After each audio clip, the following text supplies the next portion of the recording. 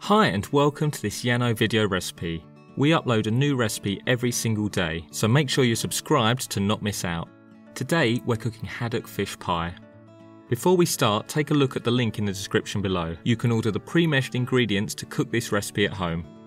Before you start, preheat the oven to 180 degrees. Place the fish in a deep oven tray and cover with the milk. Bake in the oven for 30 minutes. While the fish is cooking, put a saucepan of water on a high heat and boil the potatoes.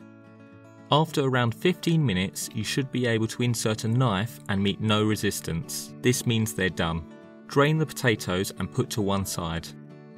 When the fish is done, remove it and flake into a bowl. Remove the skin as well, and put the fish to one side. Sieve the milk into a pouring jug. Back with the potatoes, add half of the butter and a splash of the milk. Mash thoroughly until there are no lumps. Put a saucepan on a medium heat and melt the remaining butter. Slowly add the flour and mix into a smooth paste. Slowly pour in the milk and keep mixing until you get a slightly thickened sauce. Mix in the parsley and cook for another 5 minutes. Keep stirring it throughout. Add the haddock, mix well and pour into the bottom of your baking dish. Carefully top everything with a layer of mashed potatoes. Use a fork to work it into the edges and cover evenly.